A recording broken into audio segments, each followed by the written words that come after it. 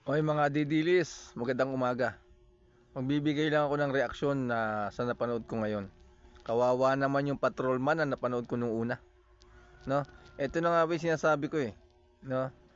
Nung unang napanood ko siya, alam niyo ba mga didilis, talagang nangamba ako sa ginawa niya, no? Napaisip ko na lang, sabi ko, etong patrolman na to, sa palagay ko hindi niya alam ang ginagawa niya, no? Masyadong nadala ng emosyon niya no nung pagkakataong inaresto ang ating dating pangulo, no? Kaya lahat ng sama ng loob niya ibinuhos niya rin sa ating presidente ngayon. Kawawang patrolman man. Ngayon, eto na yung resulta ng ginawa niya, no? Dahil dun sa ginawa niya, nasampahan siya ng kaso. Dahil dun sa ginawa niya, napagdududahan na ang kalagayan niya at yung pag-iisip niya, no? So ngayon kailangan niya pa dumaan sa neuro exam o neuro test, no? Dahil medyo may problema yata at stress na tong ating patrolman, no? So ngayon mga didilis, ang tanong ko, di ba't dati yung hinangaan ng patrolman na yon? Masyado nyo siyang kinabiliban dahil sa ginawa niya. Kaya nga nag-viral siya, di ba? Dahil sa inyo. Ngayon, sa kinakaharap ba niya kaya yung damayan ng patrolman na yon? Ha?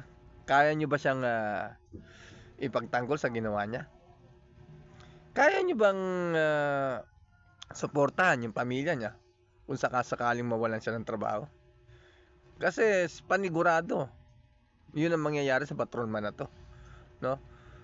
Depende na lang kung magkaroon ng konsiderasyon ang pamunuan ng kapulisan natin at magkaroon din ng konsiderasyon ng ating pangulo, di ba? So paano pag hindi? Anong gagawin niyo mga didilis? Di ba? Yan yung sinasabi ko sa inyo. Huwag tayong basta magpapadala sa mga emosyon natin. Dapat gumagamit din tayo ng utak paminsan-minsan, hindi ba? Di ba? Kasi ang katarungan at ang hustisya hindi na ginagamitan ng damdamin yan.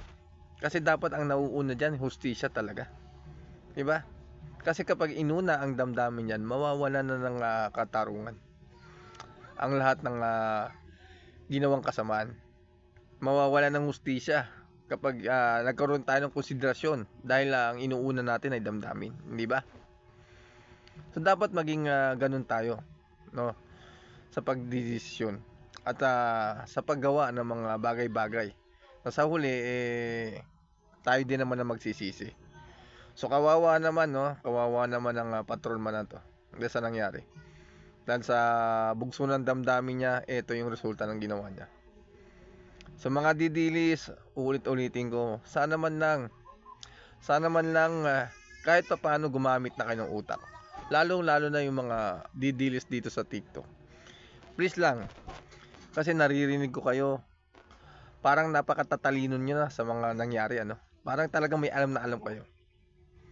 Pero aminin na natin, wala naman talaga tayong alam sa mga nangyari, hindi ba? Kasi kung meron, alam naman natin, simula't simula pa lang sana gumawa na tayo ng paraan. Sana nung pinapasok pa lang ng ICC yung investigasyon, sana nagprotesta na kayo. Sana napigilan pa to. At sana husgado na natin ang humaharap sa kaso. Tama ba? Kaya lang hindi naman talaga tayo ganun katatalino at walang alam, no? Kaya kung ano man yung nararamdaman natin ngayon at yung gusto nating sabihin, huli na. Huli na kasi nasa ICC na ang ating dating pangulo.